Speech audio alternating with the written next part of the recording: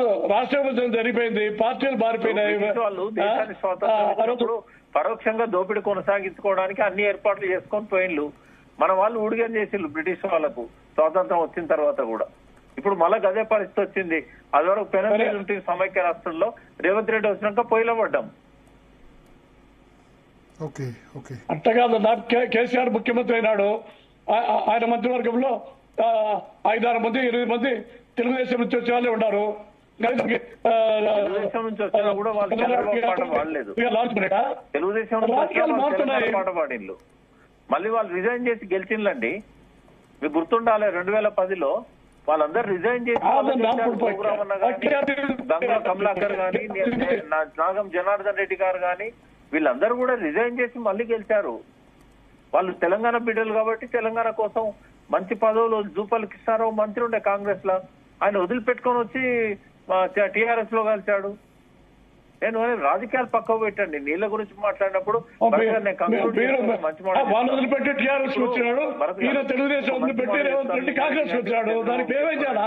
మా మీద ఉన్న ఈ అభ్యంతరాలన్నీ తొలగించుకోమనండి, విత్డ్రా చేసుకోమనండి. ఆయన మోడీ దగ్గర పలుకుబడింది కాబట్టి మన పాలమూరు రంగారెడ్డికి ఆయన శిష్యుడే, అక్కడ ముఖ్యమంత్రి ఉన్నవాడే, అక్కడ పాలమూరు బిడ్డ కాబట్టి అక్కడ ఎన్విరాన్మెంట్ క్లియరెన్స్ ఇప్పించమనండి. మాకేం అక్కర్లేదు, మేము ఎన్ని నీళ్ళు వచ్చినా తీసుకపోండి, మాకేం అభ్యంతరం ఉంది. రేపు ఏదైతే బ్రజేష్ కుమార్ ట్రిబ్యునల్ తీర్పు ఇస్తుందో ఆ తీర్పు ప్రకారం మేము కట్టుబడి ఉంటాము. ఆ తీర్పు వచ్చే లోపల కనీసం మాకు 45 టీఎంసీకి అభ్యంతరాలు కనుక విత్డ్రా 45 టీఎంసీ అంటేనే మరి గొడవ చేశారు కేసీఆర్. 45 కాదు 90 అని. అట్లా కాదు, అదేంటంటే 45 ఏమో చంద్రబాబు నాయుడు అభ్యంతరం పెట్టాడు, ఇంకొక 45 కూడా అభ్యంతరం పెట్టాడు.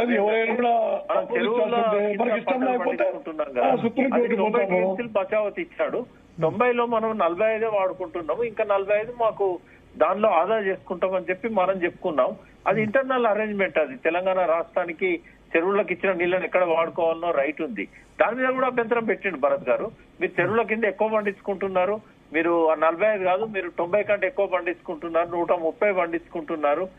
ఇప్పుడు ఆయన ఆయన 2 ద్వంద్వ వైఖరి ఉంటుందండి. తెలంగాణ దగ్గరకు వచ్చే వరకేమో అబద్ధాలు మాట్లాడతాడు, అభ్యంతరాలు చెప్తాడు. ఆంధ్రకు సంబంధించినప్పుడేమో వాస్తవాలను దాస్తాడు, అర్ధ సత్యాలు చెప్తాడు. అంటే ఈ నీళ్ళ దొంగతనం ఎంతకాలము? మేము అడిగేది ఏంటంటే నిజాయితీగా ఉండండి. ఒక పాలమూరు నువ్వు దత్తత తీసుకున్న పాలమూరు 35 ఏళ్ల కింద నువ్వు దత్తత తీసుకున్నావు, నువ్వేం చేయలేకపోయినావు. కనీసం రేవంత్ రెడ్డి వచ్చినాక కూడా చేయనీయకుండా అడుగుపడితే ఎట్లా? నీ శిష్యుడే కదా ఈ 3 ఏళ్లు పాలమూరు రంగారెడ్డి. మేము కూడా మా భవిష్యత్తు చూసుకోవాలి కదా, మా ప్రజలకు మేము సమాధానం చెప్పాలి కదా. మీ ప్రజలు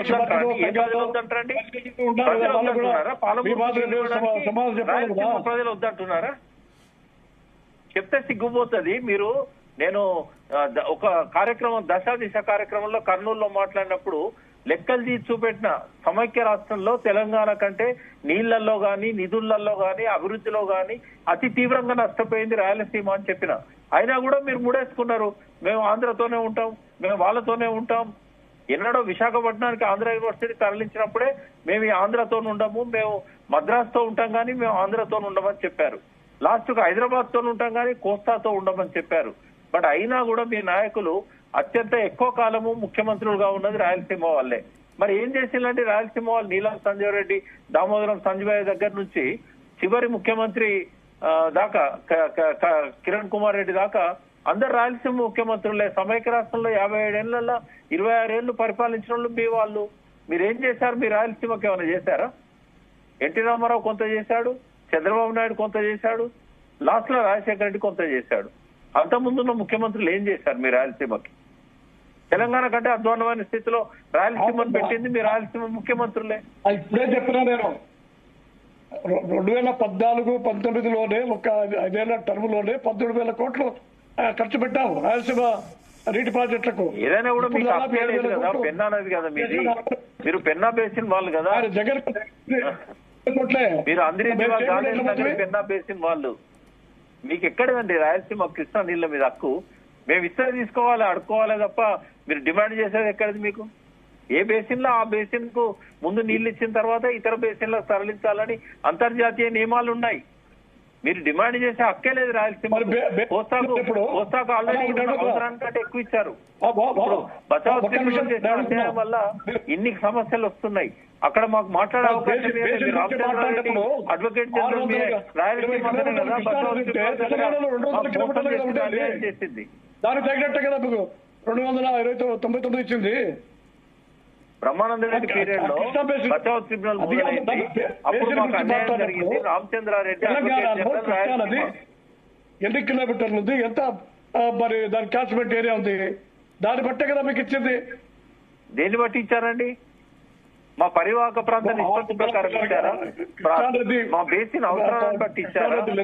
ఏంటంటే రైపేరియన్ రైట్స్ అని ఒక దరిద్రపు రూలు 60 పంటలు పండిస్తున్నారు. మీకు 299 ఇచ్చినారు. పంపకాలు కదా, పంపకాలు మాకు 68.5%